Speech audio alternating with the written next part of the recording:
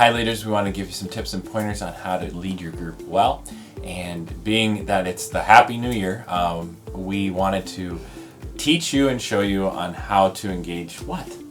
It's November. Okay, but the New Year. It's January 2nd. It is January 2nd, and we wanted to give you some tips and pointers on going into this family worship night that is just a week away, and how to engage your kids, to get them to come, because we did see a drop-off of kids who were just uncomfortable bringing their parents, so they just didn't come to the last one.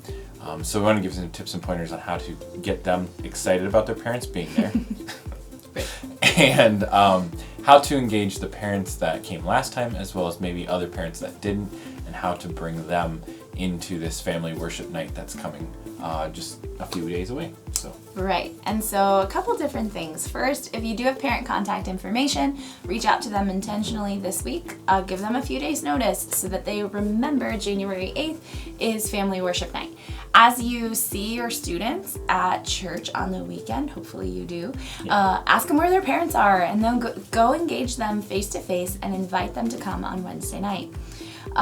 Anytime there is a break between meeting, it gives kids a chance to just kind of bow out. And so we want to make sure that we're engaging the whole group with, hey, we're starting back up. I missed you guys. We're so excited to see you again. Make sure you don't miss them, miss coming out for our first night back. And so I would do that even the second week, and maybe have donuts or something cool that week that they want to come be part of. But remember, it is important to have their family there.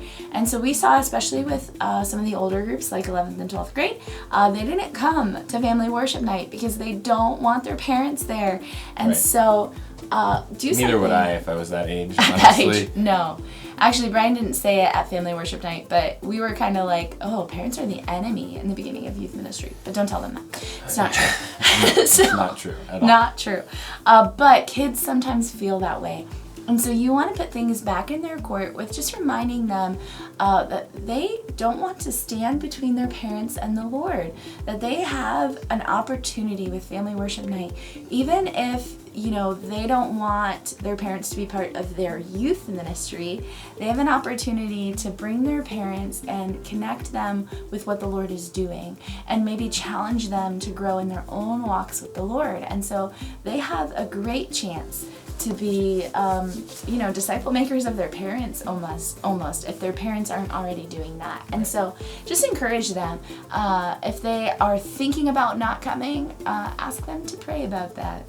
Right. And let the Holy Spirit convict. Right. Well, honestly, our relationship with Jesus, like if we can't have our parents be a part of it, is it really a relationship with Jesus? And so I think this shows and shines a light on an area that they need to grow in their faith, and we have a responsibility to disciple them through that. And so that's, it's going to be a challenge and take some time and be uncomfortable, but engaging their parents is what our responsibility is as a church. And so let's do that the best we can.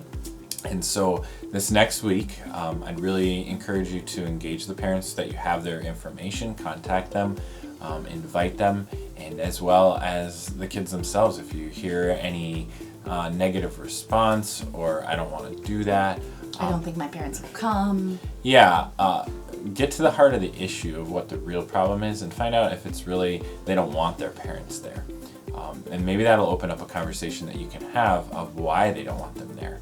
And you can talk them through that, and why it's important that they be there, and why it's important that they be a part of their spiritual life. And so I hope that this tip helps you to lead your group well and continue to drive community within your groups.